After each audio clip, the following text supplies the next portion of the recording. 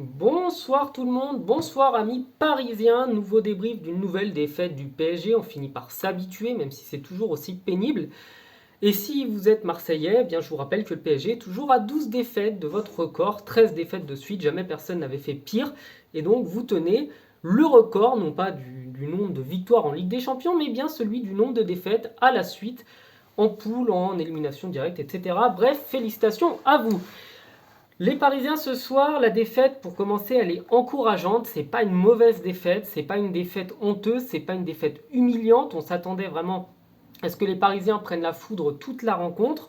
Ça a été plus ou moins le cas. La première mi-temps a été complètement dominée par les Allemands. Les Allemands ont fait 10 tirs, les Parisiens n'en ont fait qu'un seul. Et encore, ils l'ont fait sur un coup de pied arrêté. Donc c'est vous dire à quel point les Parisiens étaient complètement à la ramasse. Mais les Parisiens ont joué le jeu de de Christophe Galtier, à savoir tout le monde en défense, tout le monde attend, tout le monde est derrière, et on joue avec un bloc très resserré. Ça a parfaitement fonctionné puisque les Parisiens, malgré le fait qu'ils aient encaissé quand même une dizaine de tirs, ils ont subi toute la première partie, et bien malgré ça, ils n'ont pas pris de but. Et donc c'était encourageant. Et les Parisiens sont revenus en deuxième période avec de meilleures intentions, ils ont eu vraiment l'envie, le goût de mettre en difficulté cette équipe allemande. Et c'est au moment où on les voyait revenir, où on voyait Kylian Mbappé se préparer pour rentrer, pour que les Parisiens vraiment mettent enfin le pied en huitième de finale, que le PSG prend un but sur une nouvelle bourde de Donnarumma. Donc après, il s'est bien rattrapé, il a fait une partie quand même satisfaisante. Mais ça fait encore une fois une bourde à un moment décisif. Encore une fois, c'est lui qui fait une bourde à un moment où Paris a du mal, où Paris n'a pas besoin de ça en fait.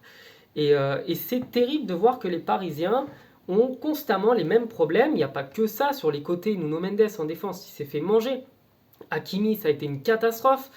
Euh, le milieu de terrain, il a quand même bien tenu. Danilo est très bon. On a eu un Ramos qui a montré à tout le monde qu'il n'était pas l'ancien capitaine du Real de Madrid pour rien. On a vraiment eu un match solide des Parisiens dans l'ensemble. L'entrée de Mbappé, elle a complètement emballé la rencontre. Et les Parisiens qui s'étaient pas mal contentés de subir, on se demandait même s'ils étaient capables de mettre en difficulté à un moment les Allemands, ont attaqué. Pendant 10 minutes, les Allemands sont sauvés du mieux possible.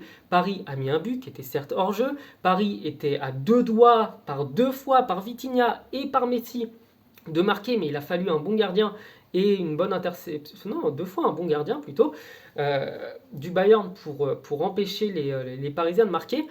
Bref, les Parisiens terminent la rencontre quand même sur une note positive, c'est qu'ils ont montré qu'ils étaient capables de mettre en danger, ils étaient capables d'aller marquer, ils étaient capables de faire des bonnes choses.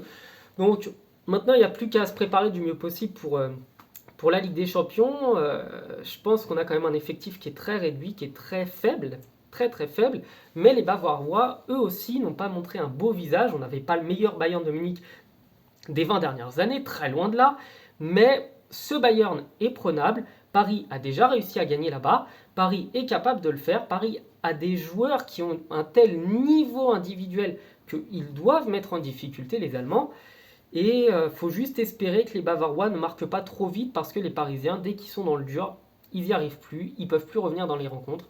Et voilà, voilà. Passez une bonne soirée, je vous dis à bientôt, j'espère que les Parisiens feront mieux évidemment. Et puis on attend demain pour voir ce que l'OM va faire en huitième. Salut, ciao.